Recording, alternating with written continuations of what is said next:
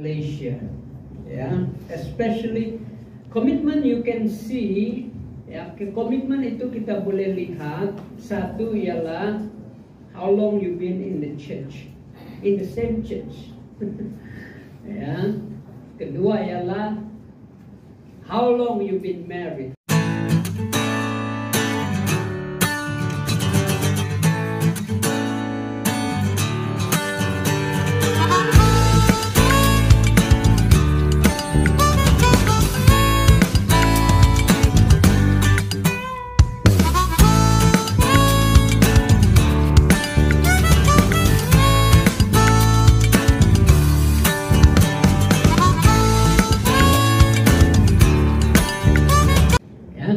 Then Jesus said to his disciple, whoever wants to be my disciple must deny themselves and take up their cross and follow me.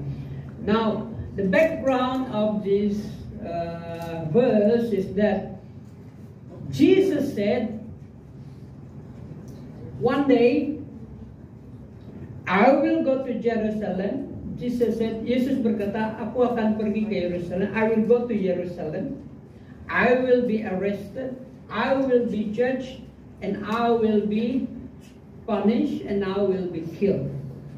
But on the third day, I will rise again. So when Peter heard that, bila Petrus dengar, when Peter heard that, no, you cannot do that. Sebab siapa yang mau dia punya master mesti begitu. So Jesus answered to Peter. This is Jesus' answer to Peter.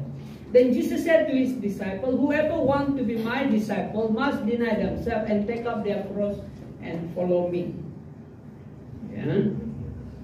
Now, this is a very important verse on commitment. Jesus said, kamu mau jadi muridku? Ada dua hal kamu mesti. Satu, deny yourself, take up your cross, and follow me. Hallelujah.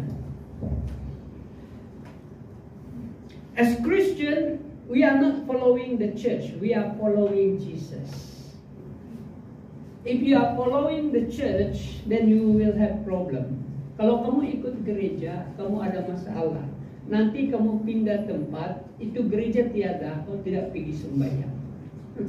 Tapi kalau kau ikut Jesus, kau pindah pergi mana-mana, itu gereja kamu tiada di sana, you still can go to church because you are not following the church, you are following Jesus. Amen. But it's important to come to the church for two things. Because you love God and you love people. That's why you come to the church. Amen. You come to the church because Jesus is number one to you. Second, the people are important to you. They are your family. Nah, dalam kita orang Kristen, kita ikut Yesus. Bukan ikut gereja. Okay? Sebab kalau kamu ikut gereja, kalau kamu pindah satu tempat, itu gereja di sana tidak ada, kamu tidak pergi church, kamu tidak pergi sembahyang. Tapi kalau kamu ikut Yesus, itu kamu pindah satu tempat, itu gereja tidak ada, kau akan cari gereja lain untuk sembahyang. Sebab kau bukan ikut gereja, kau ikut Jesus. Amen. Tetapi kenapa kita attend church? Sebab the church is where we grow spiritually. Inilah tempat kita makan makanan rohani. This is where we learn the word of God. This is where we grow spiritually. This is where we grow in our knowledge of Jesus. And the people here are important. They are part of my family. I'm part of this family. That is very important. I have given you example dulu ada satu tu dia I think a few weeks ago, mati dia. Dia sewa satu bilik. She rented a room, and then she fell sick, and the landlord sent her to Queen, and she died. And they tried to locate, they tried to find dia punya immediate family. Tidak ada. At last they found dia punya ex-employer. So they contacted the ex-employer, and the ex-employer dia cari-cari mana gereja dia pergi sebelum ini, and dia orang cari Calvary. Yeah, they come to the church, and I talked to them. Yeah, I investigated a little bit. Dia pergi. So I asked the group, kamu kenalkan ni orang? Kamu tidak kenal. Yeah. But the ex-employer said, hey, she is attending Calvary Church. Yeah. Tapi tiada yang kenal. And then I called Pastor Paz. Pastor Paz, she is attending CCC Tanjung Aru English. And then I asked it to our English pastor. Saya tidak tahu dia, saya tidak kenal dia. I asked the leaders, kami pun tidak kenal dia. Yeah. Yeah. So we made a conclusion that she is not our church member. And because she is not our church member, we are not responsible to manage dia punya burial. Yeah. Because itu ex-employer, dia mau itu church untuk urus itu kebumian dia. Yeah. And the ex-employer, we are willing to give 2,000. But you know how much the cost to bury a dead now? 9,000 sudah. Dulu 6,008. Naik sudah pergi 9,000.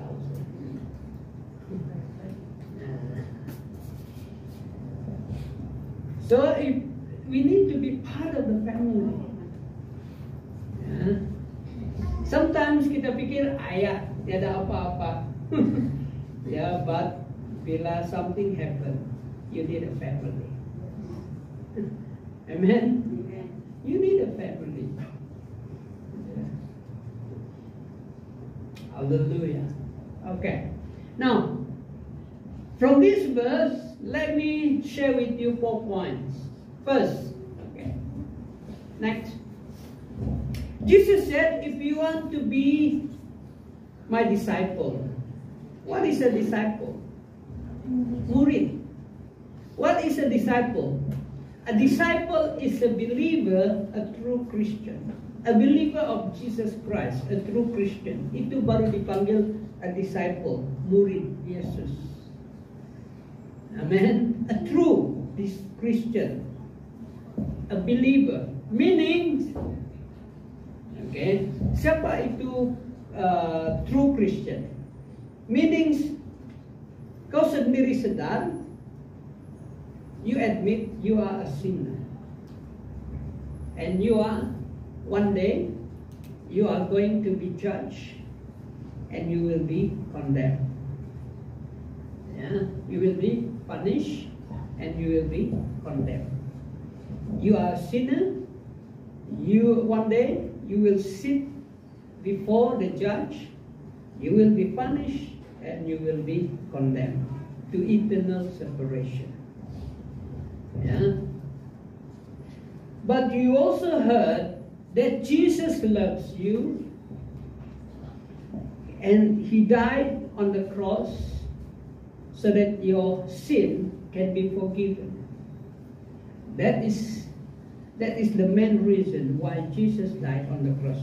Yesus mati di kayu salib untuk mengampuni semua dosa-dosa kamu. The problem is sin. Masalah kita adalah dosa. Dan satu-satunya yang dapat selesaikan masalah adalah Yesus. The only one who can deal with our sin is Jesus. He is the only one that can forgive us of our sin, can wash us of our sins. Nothing else. Kita sendiri tidak boleh buat itu. Kita sendiri tidak boleh. We can never wash our sin. There is a song, there is a lyric. What can wash away my sin? Nothing but the blood of Jesus. Only the blood of Jesus can wash away our sins. And once we are washed away, once we are washed, forgiven, atoned, redeemed, then we belong to Jesus. The Bible says whoever believes in Jesus, whoever receives Him, will be given the right to be children of God, a child of God. Amen? Amen. You must believe that Jesus is your Savior. He died on the cross to forgive your sin. Because the Bible says, without the shedding of blood, there is no forgiveness of sin. Tanpa tumpahan darah tidak ada pengampunan dosa. So only the blood of Jesus can wash away our sin. Only the blood of Jesus can save us from sin. Yeah. So, kalau kau believe, if you believe Jesus and what Jesus has done on the cross for you, and receive Him as your Lord and as your Savior by faith, then you will become His children, His child. Amen? By faith means, okay, you trust, you believe what He has done on the cross.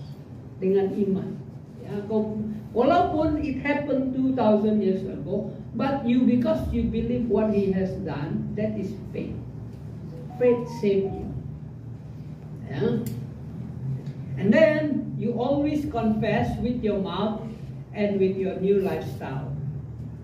Ada orang bila di gereja, okay, Jesus is my Lord, tapi outside action, lifestyle lain, tidak tunjuk. Ya. Kalau ditanya kau apa? Christian. By lifestyle, cara hidup bukan orang Christian. So a true Christian is someone who profess as a Christian, at the same time dia hidup, dia gaya hidup dia adalah orang Christian. Apa gaya orang Christian? Yang paling senang, ya, paling senang adalah jujur.